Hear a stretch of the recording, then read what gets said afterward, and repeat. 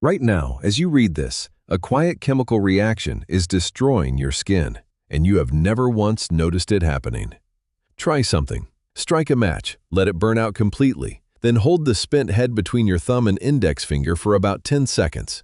Rub it. Now bring your fingers slowly up toward your nose and inhale. There it is, that sharp, biting, almost electric smell that your brain instantly labels as fire, as heat, as something primal and dangerous. You have smelled it 1,000 times. You think you know exactly what it is. You are wrong. What you are actually detecting has nothing to do with the match. That smell is a chemical signal produced by the destruction of your own skin cells. The compounds in that burned residue reacted with the lipids on the surface of your fingertips, broke them apart at the molecular level, and released a volatile gas that drifted straight into your nose.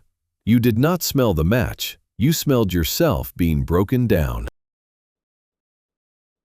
In under 10 seconds of contact, your body became raw material for a reaction you never agreed to, never initiated, and cannot stop. Now here is the question that should follow immediately, the one that most people never actually ask. If something this intimate, this constant, this physically close to you has been misidentified your entire life, not by accident, but because everyone around you made the same wrong assumption without ever checking, then how many other things are you equally wrong about? How many processes are happening right now on your skin, in your blood, in the walls of your home, in the infrastructure carrying power to the device in your hand that you have labeled incorrectly or never labeled at all? This is not a rhetorical question. It is the actual subject of everything that follows. Because there is one element, a single entry in the periodic table that sits at the center of more misunderstood, overlooked, and genuinely astonishing truths about how life works, how civilizations rise and collapse, how your body processes oxygen, and how the modern world was built, than almost anything else in the physical universe. And the overwhelming majority of people alive today think of it as nothing more than a cheap reddish wire inside a wall. It is not cheap. It is not simple. And the more you understand about what it actually does, the more unsettling the picture becomes. Not in a vague philosophical way, in a very specific, very concrete, very measurable way that affects every single thing you touch today, every breath you took this morning, and every piece of infrastructure keeping your city functional right now. We are going to go through all of it. The physics that specialists have spent decades trying to solve without success. The medical discovery that was made, proven, ignored, and then buried for over a century, while people died from diseases this element could have stopped. The civilizations that rose to dominate the ancient world because they controlled it, and then collapsed within a single generation the moment that control was broken. The biochemistry that reveals life itself chose this element twice, independently, through completely separate evolutionary paths, because nothing else could do the job under extreme conditions. And at the very end, something that will make you look at the infrastructure around you in a way you will not be able to undo. If you find this kind of deep, perspective-shifting content valuable, subscribe and leave a like. It genuinely helps more people find their way here, and there is a lot more coming that you will not want to miss. So, where does a story like this actually begin? Not on Earth, not in any laboratory or ancient mine or medieval forge. It begins somewhere so far removed from human experience that the distance itself is almost impossible to hold in your mind. It begins in the final seconds of a star that no longer exists, in a moment of such extreme violence that the physics involved cannot be replicated anywhere in the known universe today, by any technology we have or are likely to develop in any foreseeable future. To understand why this element is so extraordinary, you first have to understand where it came from. And the answer is not somewhere. The answer is a specific kind of catastrophe, the only kind of event in the universe energetic enough to force matter into the configurations this element requires. Inside a normal star, atomic nuclei fuse together in a long, slow, orderly sequence. Hydrogen becomes helium. Helium becomes carbon. Carbon becomes oxygen, then silicon, then iron. Each step releases energy. The star shines because this process generates more than it consumes, and that surplus pours outward as light and heat across billions of years. It is a machine of extraordinary elegance and extraordinary patience. And then it hits iron. Item number 26 on the periodic table, and everything stops. Iron is where the machine breaks. Fusing iron does not release energy, it consumes it. A star that has reached an iron core has reached the end of what it is physically capable of doing.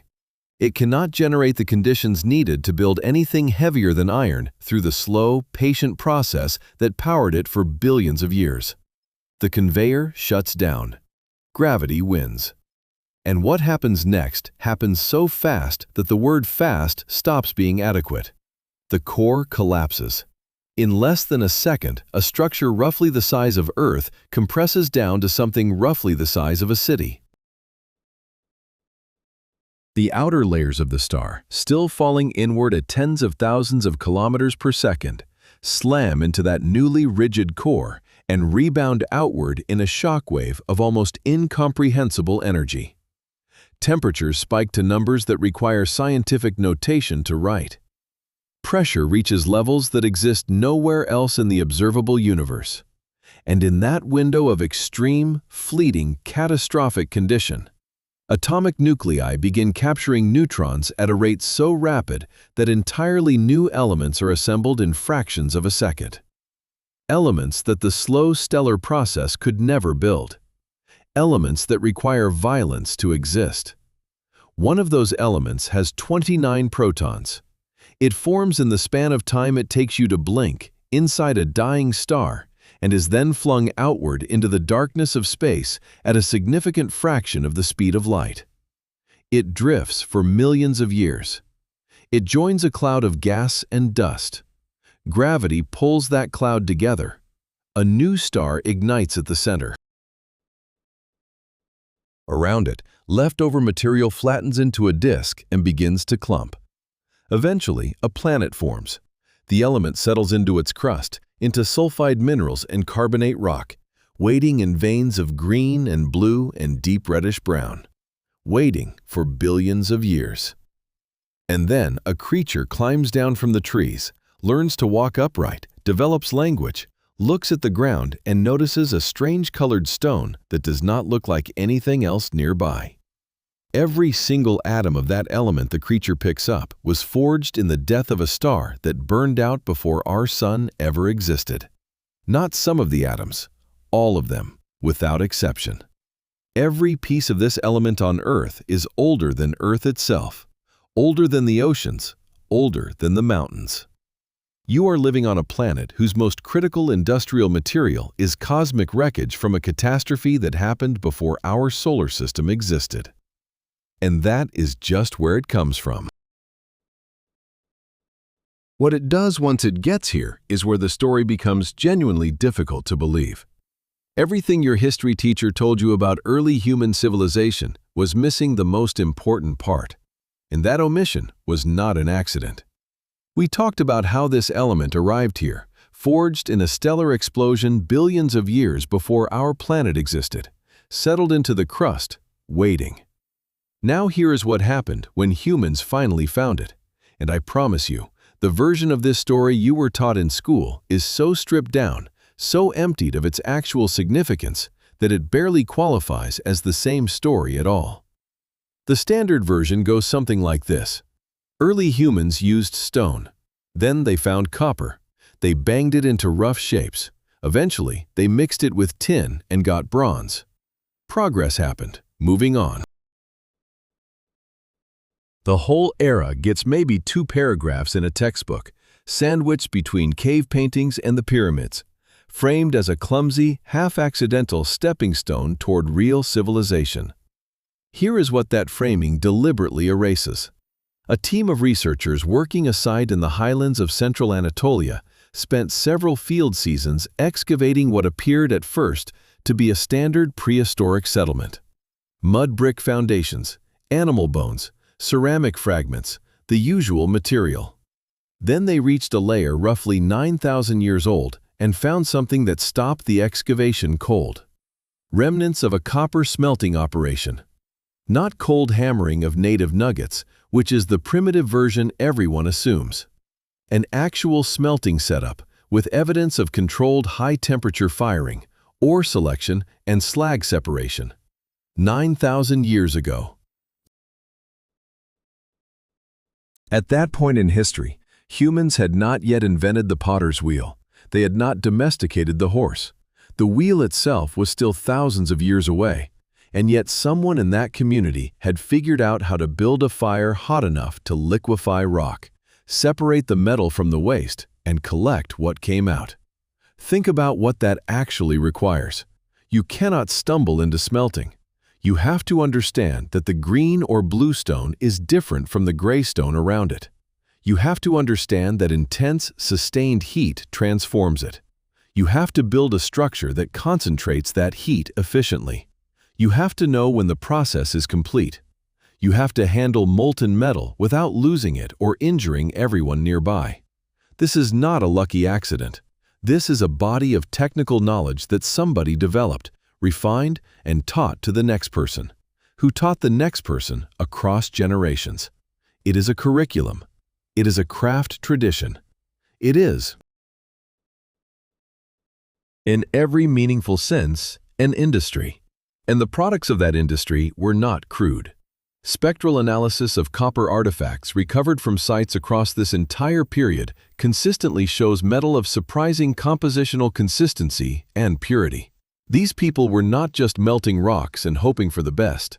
They were selecting specific ore sources, managing their process carefully, and producing a standardized output. That is not primitive. That is professional. What copper gave humanity for the first time in its entire existence was something that sounds simple, but was actually a civilizational rupture. Control over the shape of a tool, independent of what the raw material happened to look like. With stone, you work within the geometry of what nature provides. The fracture lines of flint determine what you can make. With cast copper, you decide the shape first. You make a mold, you pour the metal in, and the material obeys.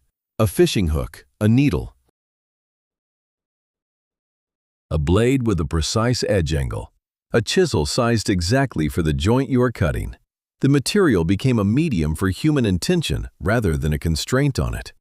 That shift, that single conceptual and physical breakthrough, is what put humanity on the trajectory toward everything that came after. And it did not happen in isolation. The ore sources were not evenly distributed. The knowledge was not universally shared, which meant that almost immediately, copper created something else that would define every century of human history from that moment forward. It created advantage. It created the gap between those who had access and those who did not. It created the logic of trade, of protection, of conflict over resources. The element that arrived here as the wreckage of a dead star began almost immediately upon being discovered to sort humanity into those who controlled it and those who needed it. That sorting process would eventually produce some of the most powerful civilizations the ancient world had ever seen. And then, in a collapse so sudden and so total that historians still argue about exactly how it happened, it would destroy most of them within a single human lifetime. Because here is the thing about building an empire on a material that only exists in certain places and has to be transported across enormous distances to reach you. You are not building on stone. You are building on a supply chain. And supply chains, no matter how sophisticated, no matter how well defended, have a single catastrophic vulnerability that no amount of military power can fully eliminate. They can be cut. And when the supply chain that sustained an entire era of human civilization was cut, what happened next was so fast, so complete, and so devastating that it left a silence in the archaeological record that researchers are still trying to fully interpret thousands of years later. By the height of what historians call the Late Bronze Age, the Eastern Mediterranean world had developed something genuinely remarkable. a network of maritime and overland trade routes connecting dozens of distinct political entities across a geographic area stretching from the British Isles to the borders of modern India. At the center of this network was a single material logic: copper from deposits on a handful of islands and coastal regions, combined with tin from sources located in completely different parts of the world, produced bronze. Bronze produced weapons, tools, armor, ship fittings, agricultural equipment, and the physical infrastructure of political power. Whoever controlled the nodes of that network controlled the flow of the metal. Whoever controlled the flow of the metal controlled everything else. The cities that sat at the critical junctions of these routes were among the wealthiest, most cosmopolitan, most architecturally sophisticated settlements in the ancient world. Warehouses full of ingots, scribes recording transactions in multiple languages, ships moving in and out of harbors loaded with raw material and finished goods. A genuinely global economy, operating with a complexity that most people assume was impossible at that stage of history. And then, within what the evidence suggests was no more than a single generation, roughly 40 to 50 years, it was gone. Not declined, not gradually weakened, gone. City after city across the entire network shows the same archaeological signature at the same stratigraphic layer: burning, destruction of infrastructure, abandonment. In several cases, the cities were never rebuilt or resettled. The writing systems used to record these transactions disappeared. The artistic traditions vanished. The administrative structures collapsed. Population levels across entire regions dropped so dramatically that it took centuries, in some cases longer, for them to recover to anything approaching what they had been before. Researchers examining the destruction layers at these sites find something that makes the scale of the collapse even harder to process. The evidence does not point to a single cause.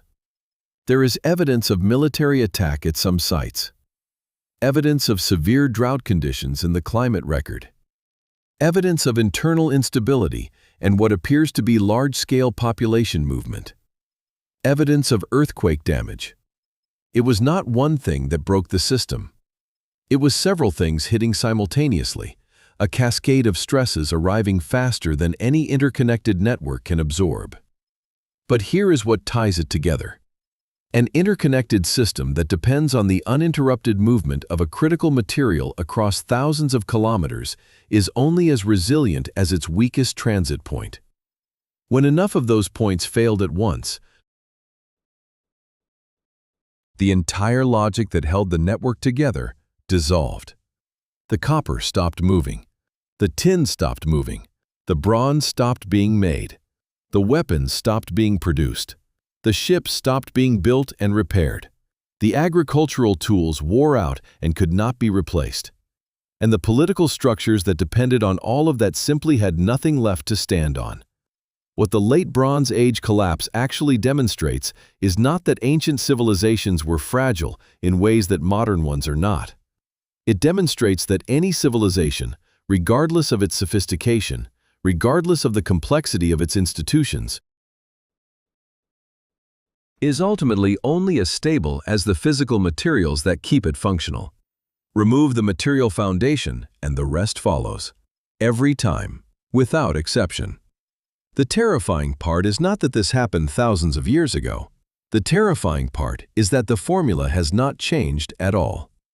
A physician once watched thousands of people around him die from a disease he could not explain, noticed something that should have changed the course of medicine forever, and was completely ignored for over 150 years. We left off with the collapse. Empires gone, cities burned, trade routes severed. But copper did not disappear with them. It simply waited, the way it always does, patient in the way that only something measured in geological time can be patient.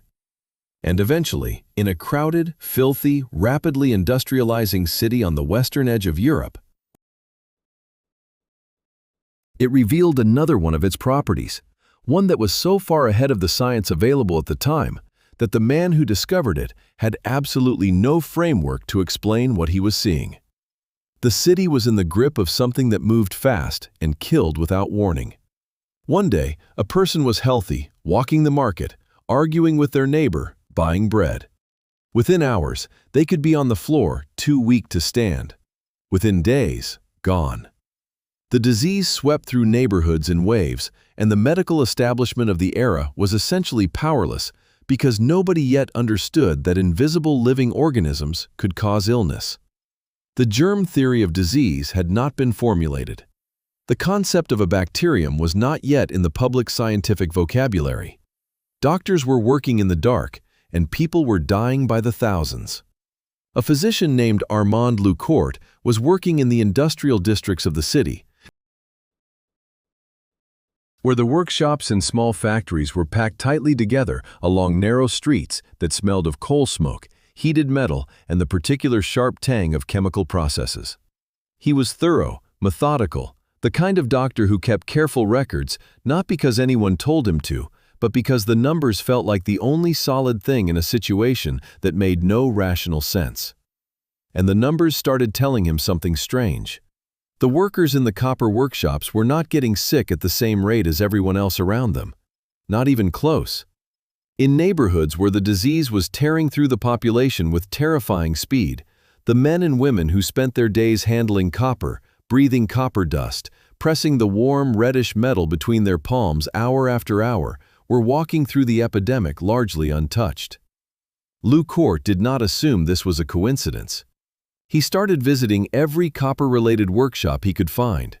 Jewelers, metalworkers, engravers, people who made copper fittings for plumbing and hardware. The pattern held across all of them, consistently, across multiple epidemic cycles spanning more than 20 years of observation. He documented everything and presented his findings formally to the leading scientific body of his city. He laid out the numbers carefully, showed the pattern, argued that direct contact with copper appeared to offer significant protection against the disease. The response was polite interest and complete inaction. Because without a mechanism, without any way to explain how a piece of metal could stop an illness, the observation had nowhere to go inside the scientific framework of the time. It was noted and shelved. Leucourt died without seeing his discovery taken seriously by anyone with the power to act on it. More than a century and a half passed. Cities built their hospitals with gleaming stainless steel surfaces on every door handle, railing, countertop,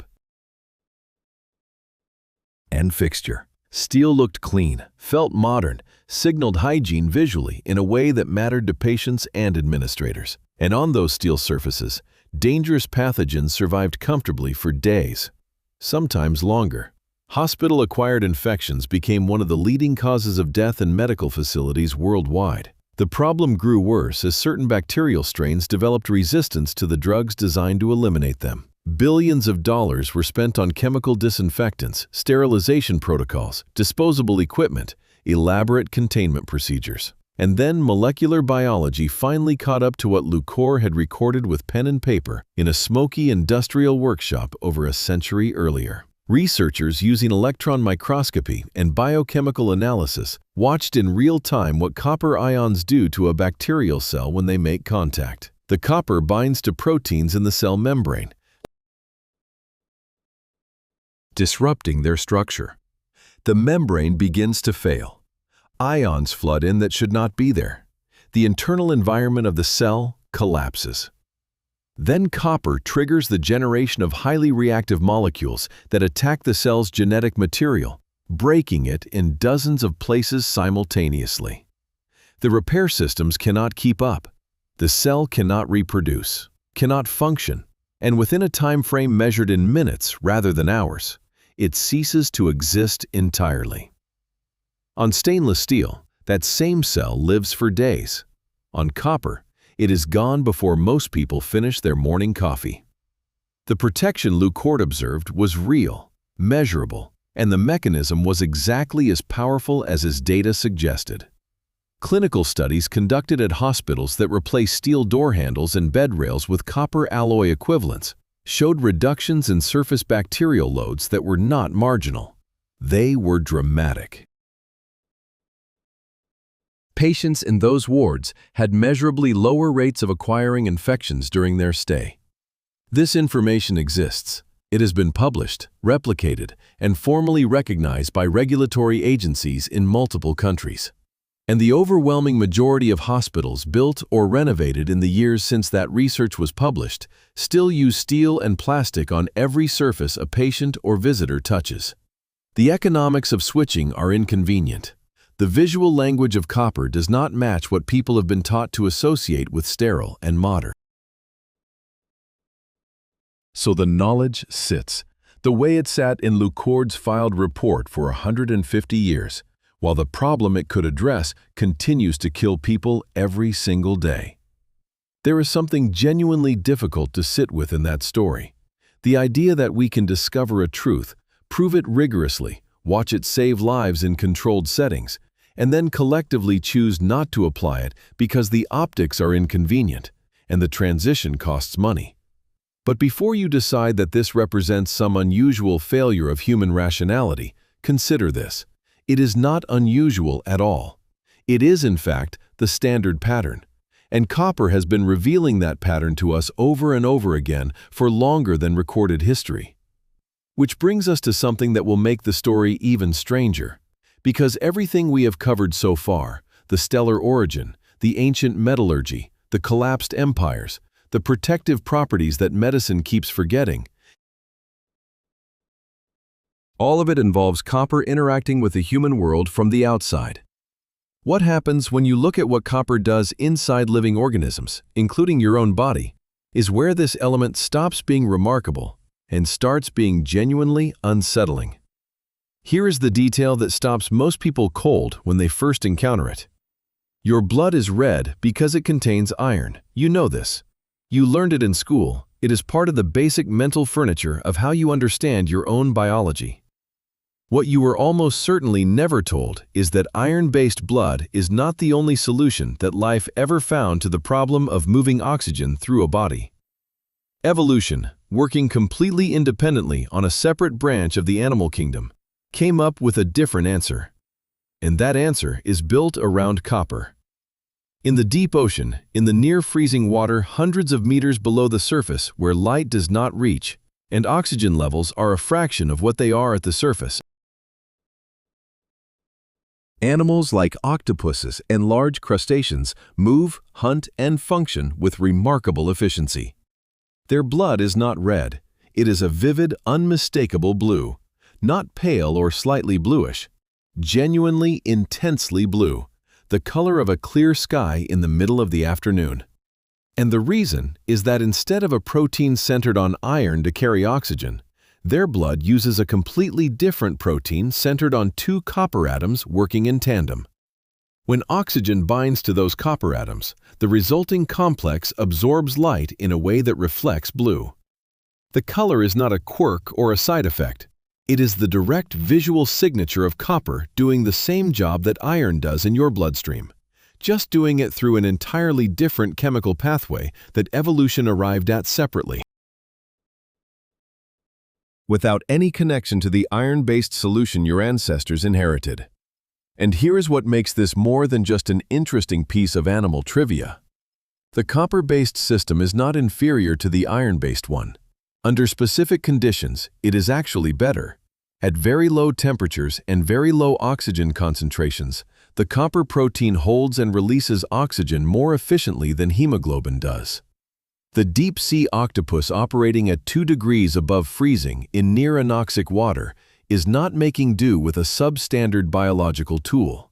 It is running on a system that is specifically optimized for exactly those conditions, in ways that iron simply cannot match. What this means, if you sit with it long enough, is that the chemistry of life is not a single inevitable solution to a set of engineering problems. It is a collection of working answers, some of which we share, some of which exist in parallel on completely different branches of the tree of life, all of them functional. All of them the product of billions of years of pressure testing against the actual conditions of survival. Copper did not just get used once by life. It got used twice, independently, to solve the same fundamental problem. That is not a coincidence. That is the universe telling you something about how extraordinary this element actually is. And if you think the blue blood of an octopus is the strangest thing copper does inside a living body, you are not even close to the most disorienting part yet. Copper is inside you right now, and without it, every breath you take would be completely useless. We just talked about the octopus, about blue blood, about evolution finding two separate answers to the same problem. But here is what that story was building toward, the part that most people never hear. Copper does not just exist in parallel biology as some exotic deep-sea curiosity. It is working inside your own cells at this exact moment, doing something so fundamental that without it, the oxygen filling your lungs right now would simply sit there, unable to generate a single unit of the energy your body runs on. Inside every cell in your body, there are tiny structures that function like power generators. They take oxygen and use it to produce the energy molecule that fuels everything. Every muscle contraction, every electrical signal your brain fires, every repair process keeping your tissues intact. At the very end of the chain of reactions that makes this possible, there is an enzyme, a protein that performs the final critical step of the entire process. And sitting at the active core of that enzyme, doing the actual chemistry, are copper atoms. Remove the copper and the enzyme cannot function. The enzyme cannot function and the cell cannot use oxygen to produce energy. The cell cannot produce energy and it dies. Every cell. All of them. Simultaneously. This is not a slow, manageable deficiency. This is a hard stop. Copper is not a supporting nutrient in your biology. It is load-bearing infrastructure. The kind where if you pull it out, the whole structure comes down at once, and the daily amount your body needs to maintain this is almost insultingly small, a few milligrams, less than the weight of a raindrop. But the range between too little and too much is so narrow that it functions less like a recommended intake and more like a tightrope. Drift too far in either direction, and the consequences are severe in completely different ways. Too little copper from birth due to a genetic defect in how the intestines absorb it, and the nervous system begins to deteriorate. Bones become fragile. Blood vessels weaken from the inside. Hair loses its pigment. Without intervention, children with this condition do not survive to adulthood. Too much copper due to a different genetic defect where the body cannot clear the excess, and it begins to accumulate in the liver and brain.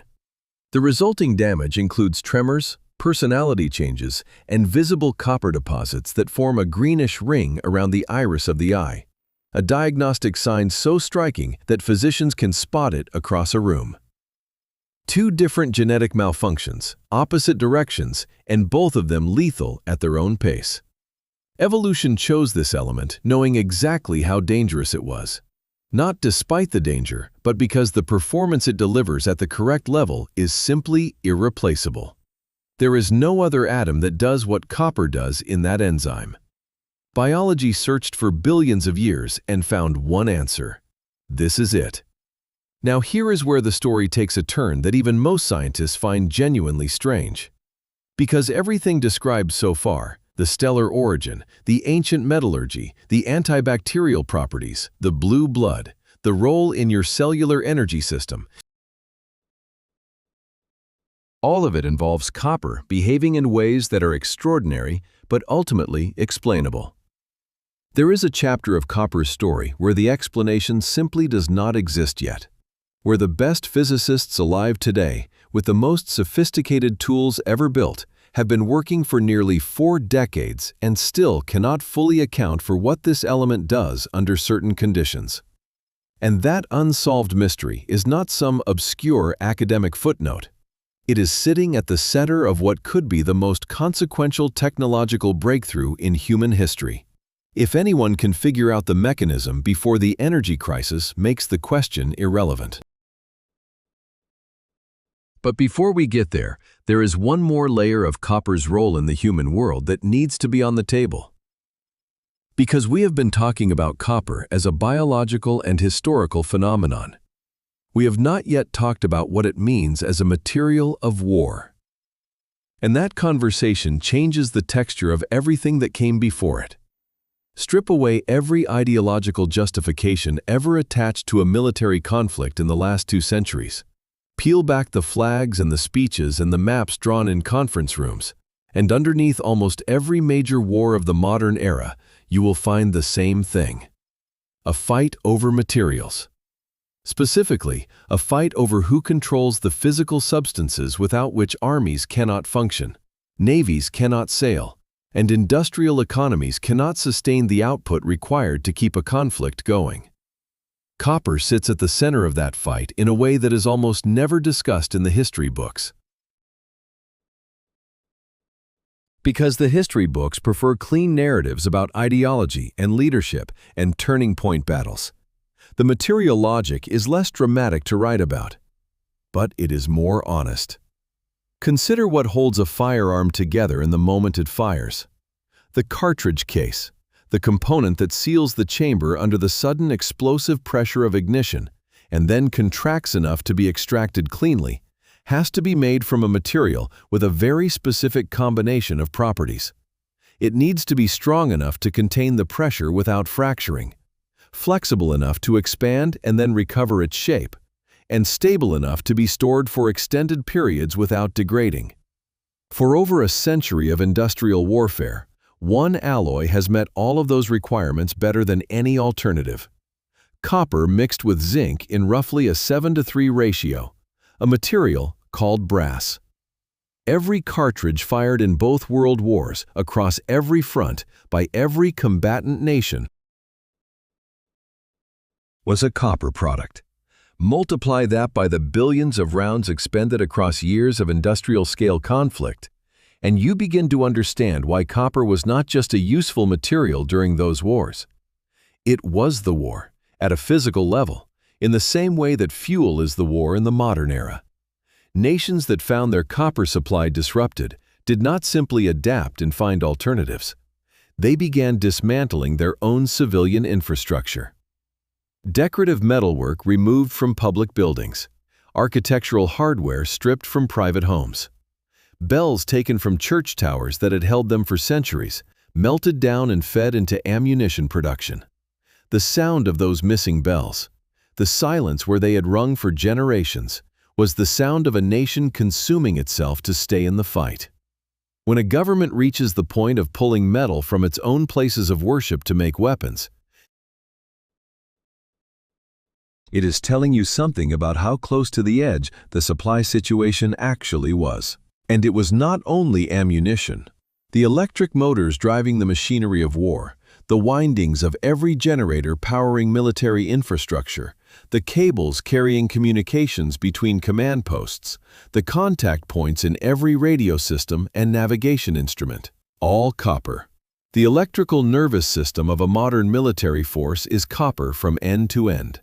And that was as true 100 years ago as it is today. The naval dimension of this story is equally striking. The dominant sea power of the Age of Sail understood something about hull maintenance that its rivals were slow to adopt. Biological growth on the underwater surface of a wooden ship, the accumulation of algae and organisms that attach to the hull below the waterline, creates drag. Drag reduces speed. In naval warfare, speed determines who chooses the terms of engagement, who can pursue, who can escape. And over the course of a long campaign, who wins. The solution that transformed the performance of an entire fleet was remarkably simple. Sheets of copper fastened to the hull below the waterline. The same antimicrobial properties that Lecourt would observe in his epidemic data centuries later kept the hull clean. A clean hull moved faster. A faster fleet won more engagements. The empire that copper-bottomed its warships before its rivals did gained a naval advantage that translated, over decades, into control of trade routes, colonial territories, and ultimately a global political dominance that reshaped the map of the world. The element that was forged in a stellar explosion, that ancient communities pulled from green-stained rock faces, that kept plague workers healthy while their neighbors died, that runs the energy system of your cells, that colors the blood of deep-sea creatures blue, was also, quietly and consistently, the material backbone of every major shift in military power across the modern era. And now it sits at the center of the most consequential unsolved problem in physics. A problem that, if solved, could make everything we have discussed about copper's role in civilization look like a preface. The world is trying to save itself from an energy crisis, and the very material it needs to do that may run out before the job is even half finished. We ended on the unsolved physics. Decades of brilliant minds circling a quantum mystery buried inside copper oxide ceramics. A mystery that could unlock lossless energy transmission and reshape the entire global power grid. That problem is real and urgent. But there is a different copper crisis unfolding right now, in parallel, at a speed that most people have not registered yet. And this one does not require any new physics to understand. It only requires arithmetic. Every electric vehicle built today contains roughly 4 times more copper than a conventional car with a combustion engine. A single large wind turbine requires several tons of it. A utility-scale solar installation needs several tons per unit of generating capacity. The charging infrastructure, the battery storage systems, the upgraded transmission lines that have to carry all that new renewable electricity from where it is generated to where it is consumed. All of it copper-intensive. All of it dependent on a material that the mining industry is already straining to produce in sufficient quantities. Global copper production currently runs at around 26 million tons per year. The projected demand from the clean energy transition alone, not including growth in consumer electronics, construction, or industrial machinery, is expected to push that figure to somewhere between 35 and 40 million tons annually within the next decade. The gap between those two numbers is not a rounding error. It is a structural deficit that gets wider every year, and there is no straightforward way to close it. Recycling helps. Copper can be melted down and reused indefinitely without any loss of quality, and roughly 30% of the copper in use today comes from recycled sources. But recycling can only return what has already been extracted. It cannot generate new supply, and demand is growing faster than the existing stock of copper in circulation can cover. The arithmetic does not care about the urgency of the climate situation. It does not adjust itself to accommodate good intentions. It simply is what it is. The primary deposits that could theoretically close the gap are concentrated in a small number of geographic locations, mostly in South America and Central Africa. And the conditions under which copper is extracted from those regions carry a human cost that rarely appears in the clean energy marketing materials. Certain mining areas operate under conditions that international labor organizations describe as deeply exploitative. Communities near large open-pit operations deal with water contamination, land degradation, and displacement that has been ongoing for generations. The revenue from copper extraction in some of the most mineral-rich regions on the planet flows primarily outward, away from the people living closest to the mines, and has historically helped finance instability rather than resolve it. So the situation looks like this. The world needs dramatically more copper to build the infrastructure that reduces dependence on fossil fuels. The places where that copper exists are often places where extraction causes serious harm. The alternative of sourcing it from the ocean floor, from the mineral-rich deposits that form around hydrothermal vents in the deep sea, carries its own category of damage. Those vent ecosystems are among the most biologically unique environments on the planet. Many of the species living there exist nowhere else. Science is not finished cataloging them.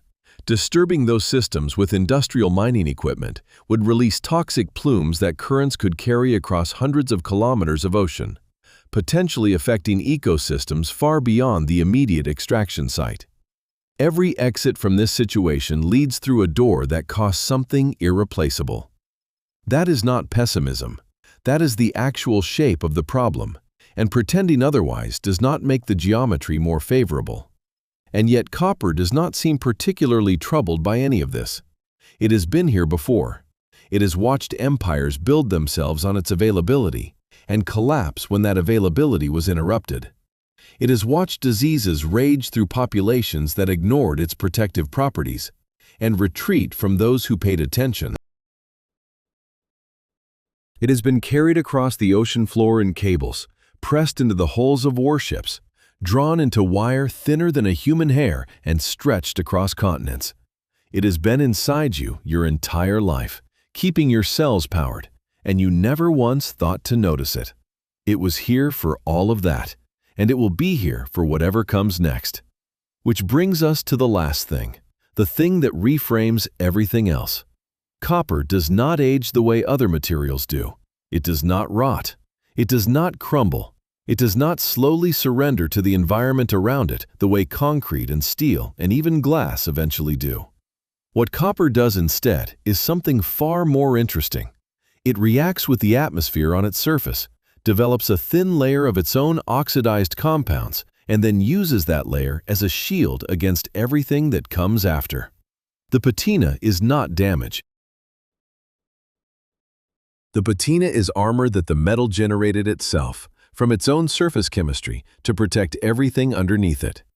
Walk past a copper roof that has been exposed to decades of rain and wind and temperature swings. It is green, soft-colored, almost gentle-looking. Touch it, and the surface has a faint chalky texture, a slight roughness under your fingertips that feels almost geological. That layer, a few microns thick, is holding back everything the atmosphere is trying to do to the metal underneath. And it works. Copper artifacts recovered from sites thousands of years old are structurally intact. The shape is preserved. The grain of the metal is readable under analysis. Thousands of years of burial, and the object is still recognizably itself. Think about what that means in the longest possible view. Everything humans have built will eventually be processed back into the earth. The concrete will fracture and be absorbed. The steel will oxidize completely over long enough timescales. The glass will slowly flow and dissolve. The plastic will fragment into smaller and smaller pieces across millennia until it disperses into the chemical background of the sediment. But the copper, covered in its self-made green skin, will remain coherent long after everything built around it has ceased to be recognizable. Researchers who study the deep future of the geological record describe a coming layer in the sedimentary rock of this planet that will be unmistakable to anything that reads it millions of years from now. A thin but distinct chemical signature, an anomalous concentration of certain elements distributed across the entire planetary surface, in patterns that could not have been produced by any natural geological process. Copper will be the dominant signal in that layer, not because it is the most abundant thing we use, but because it persists, because it survives. Because it does not break down and vanish into the background noise the way most human materials eventually will. That layer will not record our art. It will not capture our languages, our arguments, our music, or our explanations of ourselves. It will not show what we believed, or what we built, or what we were afraid of. It will show one thing clearly. That something lived here. Something that reached into the ground and pulled out an element forged in a dying star, and used it to connect everything to everything else. Every thought transmitted, every city powered, every life extended by medical infrastructure, every war fought, and every peace negotiated. All of it ran through copper. All of it left a trace. We did not master this element. We were a chapter in its history. A loud, fast, extraordinarily complex chapter, but a chapter nonetheless. Copper was here billions of years before the first human hand closed around a reddish nugget pulled from the soil. And the only honest question is how long it will remember us after we are gone. Here is what this whole story adds up to, if you are willing to sit with it. The things that actually hold civilization together are almost never the things we talk about. They are not the ideologies or the institutions or the leaders whose names fill the history books. They are the physical substances moving invisibly through infrastructure we stopped noticing the moment it started working reliably. Copper is the clearest example of this that exists, and the fact that most people go their entire lives without once thinking seriously about it is itself the most important thing the story reveals. We are dependent on things we do not understand, in ways we have not examined, to a degree we have never measured. That is not comfortable, but it is true. So here is the question I want you to think about and answer in the comments below. If copper disappeared from the world tomorrow, completely and instantly, not just new supply, but every wire, every pipe, every component currently in use, how long do you think modern civilization would actually function before it stopped? Not years, not months. Give me your honest number. If this kind of content makes you think differently about the world around you, leave a like and subscribe. There is a lot more coming, and the next subject is going to be at least as unsettling as this one.